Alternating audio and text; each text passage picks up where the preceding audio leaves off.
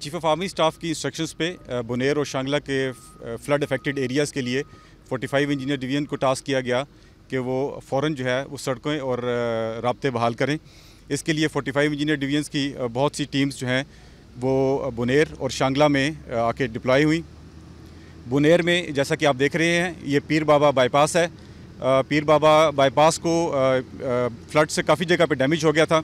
इसको immediately through किया गया ताकि पीर बाबा बाज़ार के अंदर जो ट्रैफिक का फ़्लो है उसको रिड्यूस किया जा सके।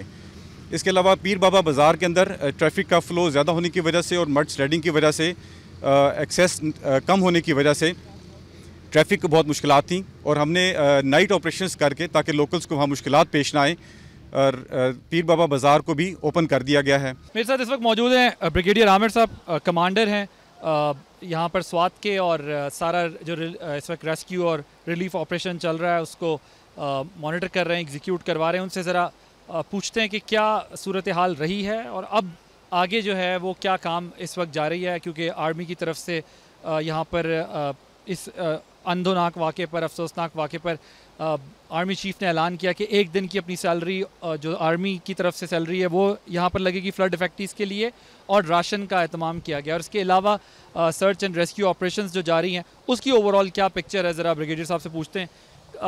कमांडर साहब बताइएगा कि ये हुआ क्या था, थोड़ा सा अगर सारा सिनेरियो आप हमारे व्यूअर्स को समझा सकें, और साथ में ये भी बताइएगा कि अब तक क्या ऑपरेशंस हो चुके हैं और अब मज़ीद क्या होने। 14 और 15 अगस्त की रात को जो है तेज़ बारिशें पूरे मालाकंड डिवीजन में देखी गई थी, जिसकी वजह से जो है सवात के इलाके के अंदर फ्लैश फ्लड्स आए थे, जबकि शांगला के अंदर, दीर में और बुनेर के अंदर लैंडस्लाइड्स के वाक़यात हुए थे। लेकिन जिस इलाके के अंदर हम खड़े हुए हैं बुनेर में, इस इलाके के अंदर जो है क्लाउड बर्स्ट का इंसिडेंट हुआ। तो हमारी बैक के ऊपर जो माउंटेन है ये पीर बाबा के नाम से जाना जाता है। इस पहाड़ के ऊपर जो है क्लाउड बर्स्ट का इंसिडेंट हुआ था, जिसकी वजह से पानी की बहुत बड़ी मकदार जो है पहाड़ से इस नाले के अंदर आई, जो अपने साथ साथ बड़े बड़े दरख्त, बोल्डर और पत्थर साथ लेके आई। तो उसने अपने साथ आने वाले जो घर हैं उनको भी मलियामेट कर दिया, और जहाँ जहाँ तक ये इस पानी का बहाव, ये बोल्डर्स और ये दरख्त गए हैं, ये उन्होंने उनका नुकसानात किया है। आर्मी ने जो अपनी रेस्क्यू रिलीफ एफर्ट की यहाँ पे पंपिंग की हुई हैं, उसमें 2 इन्फेंट्री यूनिट शामिल हैं और इंजीनियर की 1 यूनिट शामिल है और एक अर्बन सर्च एंड रेस्क्यू की डिटैचमेंट शामिल है। जबकि जो लोग ज़ख्मी हो गए हैं उनकी हेल्प करने के लिए मेडिकल की 4 टीमें भी इस इलाके के अंदर डिप्लॉय आई हुई हैं। अभी तक जो सर्च और रेस्क्यू का जो बड़ा हिस्सा है उसमें डेड बॉडीज़ की रिकवरी शामिल है, और जो इंजर्स, जो लोग ज़िंदा बच के गए थे उनकी रिकवरी शामिल है। इस वक्त जो मेजर एफर्ट चली है इस इलाके के अंदर, तो जिन लवाहिकीन का कहना है कि उनके फैमिली के अफराद अभी तक मिसिंग है, जो सर्च एंड रेस्क्यू है उसकी एफर्ट से उनकी तलाश जारी है। दूसरी बड़ी एफर्ट जो है वो इस इलाके के अंदर जो है वो कम्युनिकेशन इंफ्रास्ट्रक्चर रिस्टोर करने की चल रही है, जिसके अंदर आर्मी इंजीनियर अपना काम कर रही है।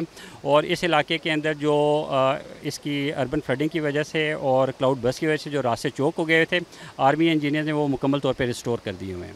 लोगों के इश्यूज मेनली अभी इस वक्त क्या हैं जो आपकी असेसमेंट होगी, क्योंकि हम देखते हैं वो रिलीफ का काम शुरू होता है, एड भी आती है, लेकिन वो चैनलाइज और ऑर्गेनाइज नहीं हो पा रही होती। कई लोग अब इंडिविजुअल कैपेसिटी में भी अपना रोल प्ले करने की कोशिश कर रहे होते हैं। तो वो जो मेन आप लोगों ने देखा है, इस इलाके के लोगों को ज़्यादा इस वक्त किस चीज़ की ज़रूरत महसूस है? मेरे ख्याल में जिन लोगों के घर इसके अंदर मुकम्मल तौर पे तबाह हो गए हुए हैं और जिन दुकानों जो मुकम्मल तौर पे डैमेज हो गई हुई हैं, उनको रिहेबिलिटेशन के अंदर जाने के लिए एक एफ़र्ट चाहिए होगी, जिसके अंदर एक गवर्नमेंट लेवल के ऊपर एक बड़ी और सस्टेनेबल एफ़र्ट जो है वो लॉन्च होगी।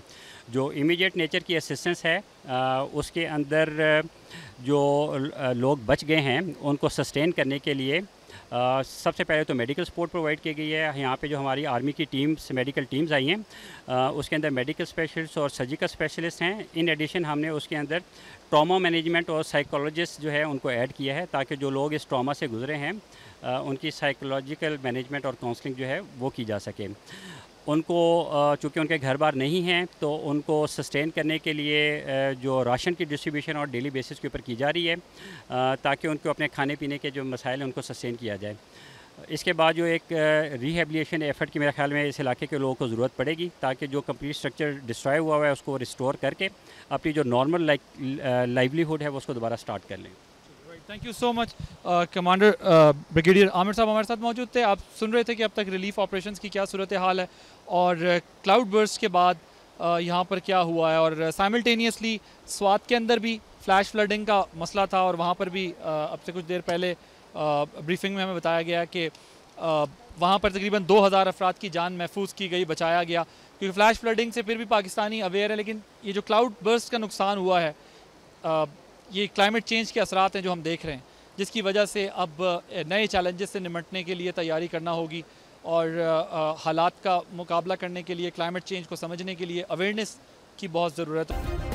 सब्सक्राइब करें और बेल दबाएं ताकि कोई खबर रह न जाए।